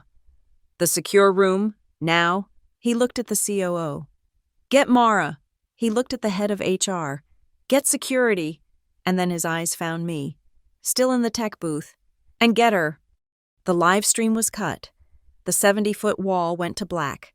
The investors were hurried into a holding room with promises of a brief technical delay. 5 minutes later, I was in the executive war room on the 42nd floor. It's a soundproof, windowless box, built for crisis management. The air is cold and smells of ozone and old leather. Harland was at the head of the long, black marble table. Rebecca Shaw, our general counsel, was at his right. The CFO, the COO, and the head of HR were present. Mara was there, slumped in a chair on the far side of the table, her white dress now looking like a shroud. She was weeping, not loud, racking sobs, but silent, ugly tears that left gray tracks through her foundation. I was on the opposite side, my posture perfect. My blazer, with the USB drive still in the pocket, was buttoned. I placed my company badge on the table in front of me. "Rebecca," Harlan said, his voice a low, controlled gravel. "The floor is yours." Rebecca Shaw did not look at Mara. She looked at the tablet in her hand. "This meeting of the Executive Committee is convened to review Whistleblower Report, ACL-WB001, filed by Ava Calder, Head of Controls. Yesterday at 10:17 a.m., she nodded to the large monitor at the end of the room. "I am now unsealing the Associated Legal Hold Evidence Locker, ACE01. The seal was confirmed by quorum, with the CFO, myself, and Ms. Calder, as required." The screen lit up, not with a presentation, but with my encrypted file directory. It was stark, clean, and terrifying. "I will not," Rebecca said, her voice cutting through the room. "Read all 112 pages. I will provide the executive summary." She didn't need to. Harland, the CEO, was holding the tablet Rebecca had given him in the atrium. He scrolled, his face like stone. He stopped. "Policy 4.1a," he read aloud, his voice devoid of all emotion. "Our code of conduct, the malicious alteration or falsification of corporate records, including visual assets, to intentionally mislead or alter the credit of an employee's contribution, is grounds for immediate termination." He looked up, his eyes finally landing on Mara. "Comments?" Mara's head snapped up. The tears gave way to a flash of the performer, the desperate, cornered animal. It wasn't malicious," she stammered, the words tumbling out. "It was an aesthetic, a branding choice. It was composition, the visual narrative. It was cluttered. I was cleaning the brand." Rebecca Shaw did not blink. She did not argue. She tapped a file on her screen. Exhibit D, Direct Intent, audio file. The speakers in the room, designed for high-fidelity legal calls, hissed to life. My sister's voice, cool and clear, filled the dead air. "I don't care. If she isn't there, she can't take credit for it. Paint her out. Use the AI fill. I don't want to see her." Mara flinched as if struck. The head of HR, a woman I respected, closed her eyes. "And as for the aesthetic choice," Rebecca continued, her tone arctic, "I submit Exhibit A, financial fraud." She didn't show the telegram logs. She went straight for the kill. This is the contract with Retouch Digital LLC, paid from the Outreach Discretionary Fund, and this, she clicked, is the associated communication log, directing the vendor to, and I quote, only remove the brunette in the navy blazer. Keep everyone else. The COO, who had been silent, let out a slow, sharp breath. My God, Mara. This brings us, the CFO said, his voice joining the fray, to the financial implications. He was all numbers, no emotion. He projected his own screen, a complex Excel model. This isn't about aesthetics, Mara. This is about your bonus. He highlighted a cell, your team visibility KPI, which you yourself sign off on, jumped 14% this year. That metric is calculated by dividing positive media placements by the number of core leadership personnel featured. He dragged his cursor over a list of names, a list from which Ava, a senior lead on Harborline, Phoenix, and 2 other keystone projects, was consistently absent. He pointed to the total. That 14% delta, Mara, is what pushed you from the Tier 2 bonus pool into the Executive Tier 1. It represents a pre-tax differential of $90,000. He looked at the CEO. This isn't bad aesthetics. This is index fraud. She falsified the denominator to inflate her own payout. The room was silent. The why was no longer a mystery. It was a number. $90,000. The head of HR, who had been typing furiously on her laptop, looked up. Her face was grim. Harland, she said, addressing the CEO. Per our active fraud investigation protocol, I have just received a system flag. As of 1 minute ago, all evidence has been confirmed by the General Counsel and the CFO. She typed one final command. I have no choice but to execute. User Mara, Calder, all system access privileges, suspended, pending termination review. On the table, Mara's phone lit up with a push notification from IT, access denied. Simultaneously, the small green LED light on her company badge, the one sitting on the marble table next to her half-empty water glass, gave a sharp click. It turned solid, glaring red. The finality of it, the small, technical death, seemed to hit her harder than the audio. A small, strangled sound escaped her. Harland, the CEO, had listened to all of it. He had weighed the legal, the financial, and the ethical. He had processed the fraud. Now, he turned. He looked past his executive team, past his disgraced director of communications. He looked directly at me. His eyes were not warm. They were not apologetic. They were the eyes of a CEO looking for a solution. Ava. It was the first time he had used my name. You are the head of controls. You found this. You recommend the remediation. I had waited my entire life for this moment, not for the revenge, but for the acknowledgement, for the record to be set straight. I did not look at my sister. I looked at my CEO. My recommendations are as follows, I said, my voice as steady as the servers in my data core. 1.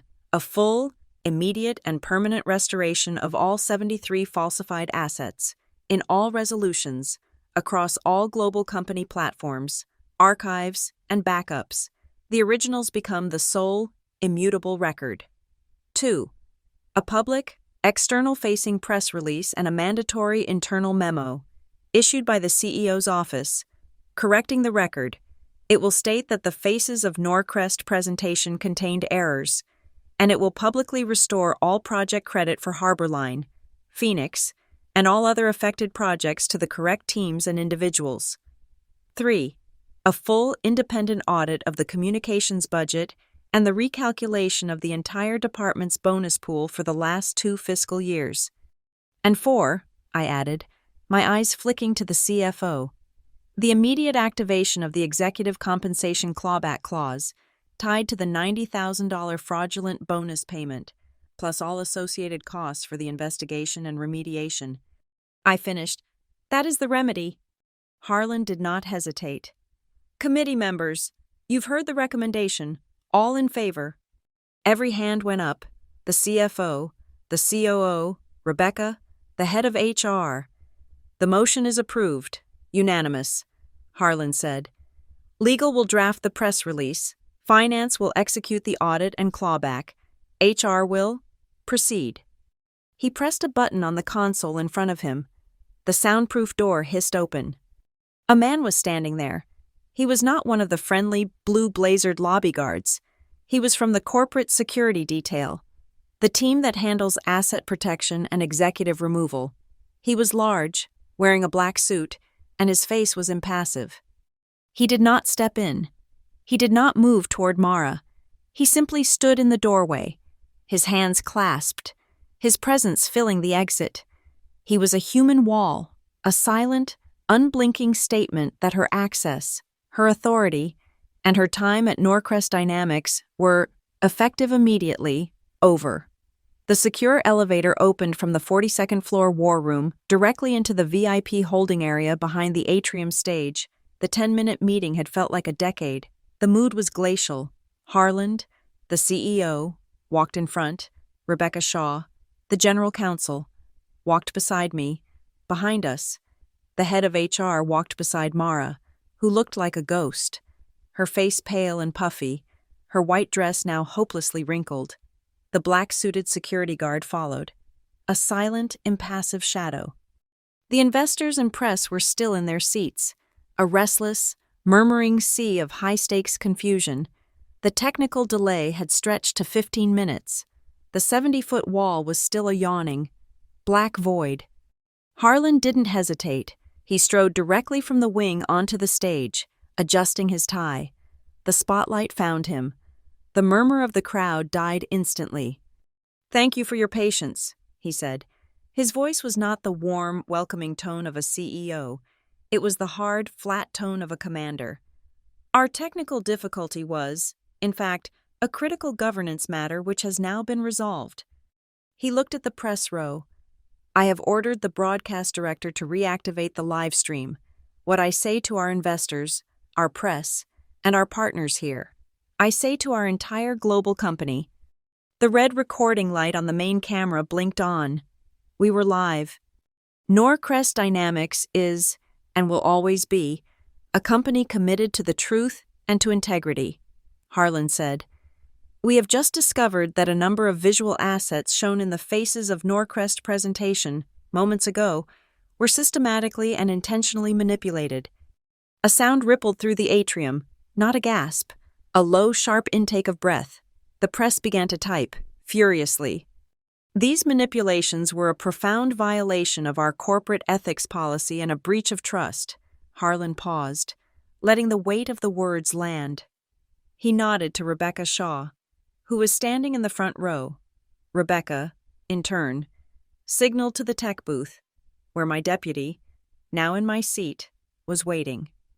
The 70-foot wall flashed to life. It was no longer a beautiful, glossy montage. It was a forensic report. The screen split. On the left, a header in bold, red letters, manipulated record. On the right, in green, corrected record. The images appeared, side by side. On the left, the clean Harborline team photo, the empty space glowing under a red digital circle. On the right, the original RAW file, my face clearly visible, circled in green. The screen changed.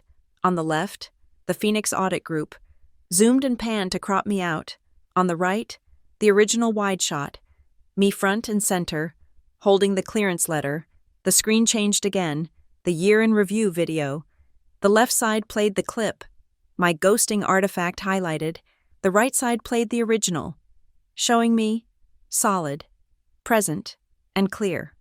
It cycled through all 73 forgeries, the restored images slamming into place next to the lies, one after another, like gunshots, the before-after, the lie, and the truth. The low murmur in the crowd turned into a low, angry hum. Investors were looking at each other, their faces grim. This wasn't a creative dispute. This was a data integrity crisis, revealed on a live earnings call. And then, the employees, I watched them. They looked at the screen, at the two versions of reality. Then, row by row, they turned their heads. They were searching, They were looking for me. I was standing near the front, off to the side, next to Rebecca, one by one. Their eyes found me. I saw recognition. I saw shock. I saw, in the faces of my own team, a dawning, furious understanding. I did not smile. I did not look triumphant. I met their gazes, and I gave a single, slow nod. Yes, this is what happened. On stage, Harland had let the visual evidence speak for itself. Now, he spoke again. The employee whose contributions and presence were systematically and intentionally erased is the head of our Controls and Records Division, Ava Calder. He turned and looked directly at me. Ava, please join me. A new spotlight hit me. The air became thick. I heard the whir click of a dozen press cameras focusing, capturing my face. I walked from the floor, up the small side stairs, and onto the stage. The sound of my heels on the engineered wood surface was the only sound in the atrium. It felt like a drumbeat. Harland stepped aside, ceding the podium. I stepped up. I adjusted the microphone, the small thump echoing in the vast, silent room. I looked out. I saw the investors. I saw the press. I saw the hundreds of my colleagues. And I saw, in the second row, my mother.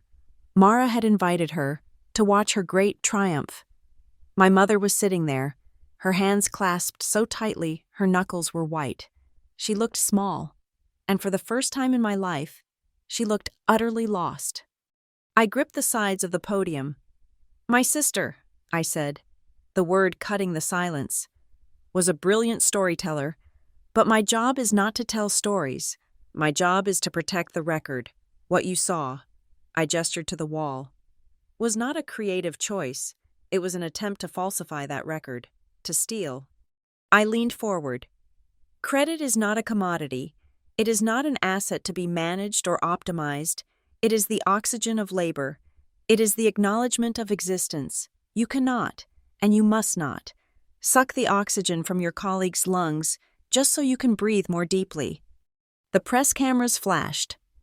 This was never just about me, I said, and I reached into my blazer pocket. I pulled out a small, black remote, the real remote, the switch I had built.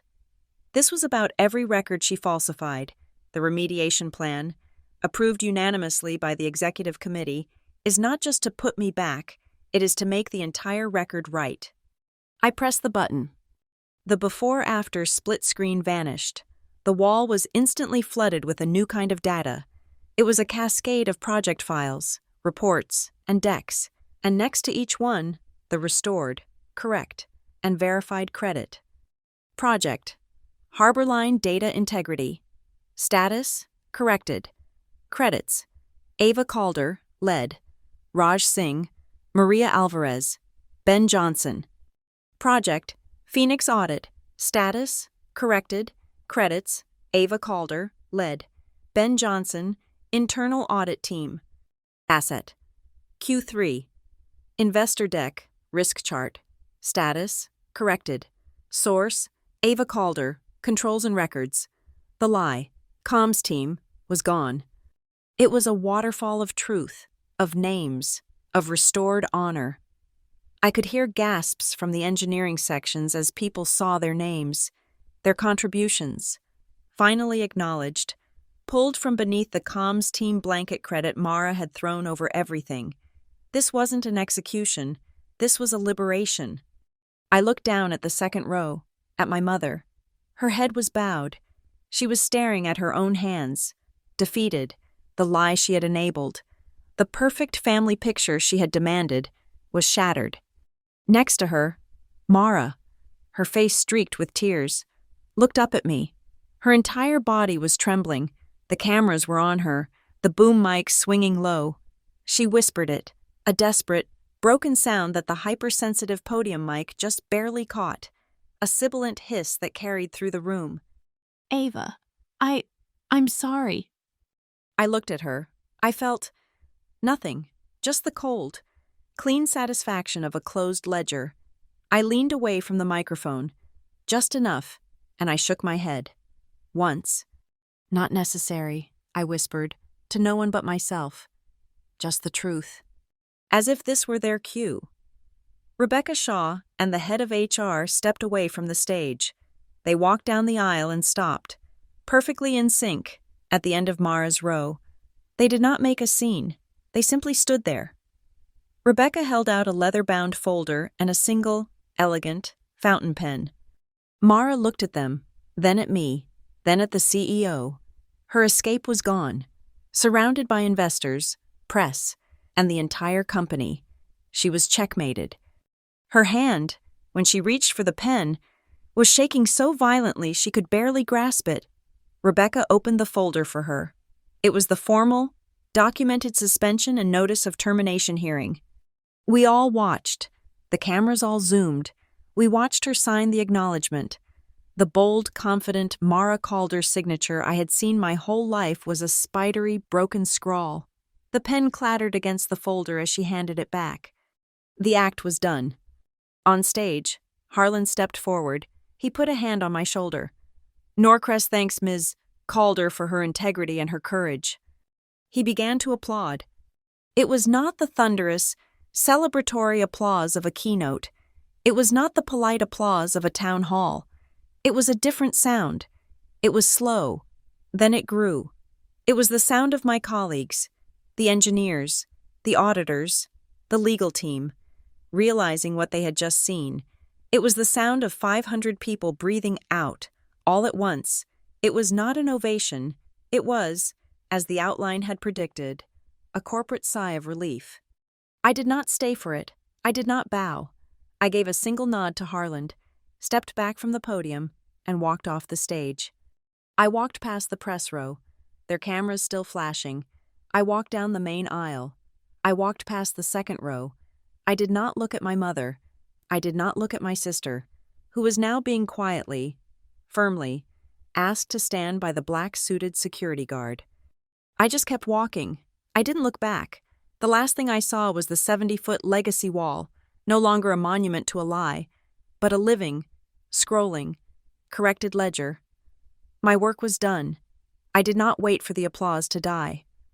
I walked off the stage, down the steps, and into the main aisle, my steps steady. The sound of that strange corporate exhalation followed me, but it was just noise. The flashes from the press row were like static. I walked past the second row. I did not look at my mother. I did not look at my sister. Mara was still sitting, frozen, as Rebecca and the head of HR stood over her, the signed folder in Rebecca's hand. The black-suited security guard had moved, almost imperceptibly, to block the end of the aisle. Her exit, and her world, had been contained. I didn't stop walking until I reached the massive glass doors at the back of the atrium. I was about to push through them, back into the quiet of the main lobby, when Harlan's voice, sharp and commanding, cut through the din.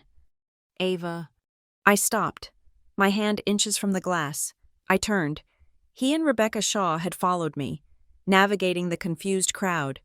We were, for a moment, in a pocket of silence, separated from the chaos by the press of bodies. Harlan didn't look flustered. He looked energized. The head of corporate integrity, he said, not bothering with pleasantries, submitted his resignation an hour ago, effective immediately. He appraised me, his gaze flat and unblinking. He cited a hostile environment for narrative management. Good riddance. He adjusted his suit cuff. I'm offering you the role, acting head of integrity, for the entire global division. You'll report directly to me and the board. The division is yours. Your budget is whatever you need it to be. I looked at him. I looked at Rebecca, who watched me with a neutral, lawyer's gaze. This was the prize. The corner office, the power, the seat at the table. It was everything Mara had ever wanted. I looked back at the 70-foot wall, which was still cycling through the corrected, truthful credits. I will accept, I said. My voice was quiet, but it cut through the noise. On one condition. Harlan's eyebrow twitched. You just had your condition. No, I said. That was for the company. This is for the record. My remediation plan. All of it. The press release correcting the earnings day broadcast. The mandatory internal memo. The full, permanent, and public restoration of every falsified file, not by end of business, not in an hour. I looked at my watch. Today, now. Harland looked at Rebecca. She didn't flinch. She tapped her earpiece, listening to a channel I wasn't on. The draft press release is already on your desk. Harland, marked for immediate wire distribution. It's time-stamped. I just need your final authorization. She paused, listening. And Ava, your team in the data core has just confirmed the full propagation of all 73 original assets to the global archives is complete. 100%. The system is locked. The record is clean. Harlan nodded. Once. Done. Rebecca held out the leather-bound folder, the same one Mara had just signed. She flipped to a new page. It was titled Remediation and Acceptance. It listed my 4 conditions and the new role. Acting Head of Integrity, Norcrest Dynamics. We just need your signature to execute, Madam Head, Rebecca said. I didn't step back to a table. I took the folder. I braced it against the cold, hard glass of the atrium door. I took the elegant, heavy fountain pen she offered, the very same pen my sister had used to sign away her career. I signed my name, Ava Calder, a clean, firm, controlled signature. I closed the folder and handed the pen back to Rebecca. My work was, for the first time, truly, finally, done. The noise of the atrium, the frantic questions from the press, the shocked whispers, it all faded into a low hum. The main broadcast camera, the one on the long, sweeping boom, was swinging around. It was hunting for the story. It was looking for the next moment. It found me. The red light blinked on. I was live, again, alone by the exit. I looked straight down the barrel of the lens. I wasn't speaking to Harland, or Rebecca, or the press. I was speaking to the system. I was speaking to the ghost in the machine. I was speaking to anyone, anywhere, who had ever been erased. Put me back, I said. My voice was clear and final. And leave me there. As if on my command, the 70-foot wall behind me settled. It stopped cycling. It displayed one final, massive image. The harbor line, Tiger Team photo, the original, the raw file. My face, 20 feet high, alongside my colleagues, our names listed, clear and permanent, at the bottom. The chaotic atrium lights, the bright, hot spotlights, the camera flashes. They all dimmed, just a notch, as the production team began to shut down the disastrous broadcast. The house lights settled. In the sudden, relative quiet, a new sound emerged, the low, steady, mechanical hum of the 70-foot wall's cooling fans. It was the sound of the machine, breathing, the sound of the record, holding. I turned my back to the camera. I turned my back to the stage. I faced the glass doors. The security guard who had been waiting for Mara now moved to the door, opening it for me, clearing a path from the chaos I had created. I stepped out of the atrium, into the clean, quiet, sterile blue light of the main lobby. The screen cuts to black, the end. Thank you so much for listening to this story. We're so curious to know where you're listening from around the world. Please drop a comment below and let us know, and share your thoughts on Ava's journey. If you enjoyed this, please be sure to subscribe and like this video. And if you really want to support the channel, press that hype button. It helps get this story out to be heard by so many more people.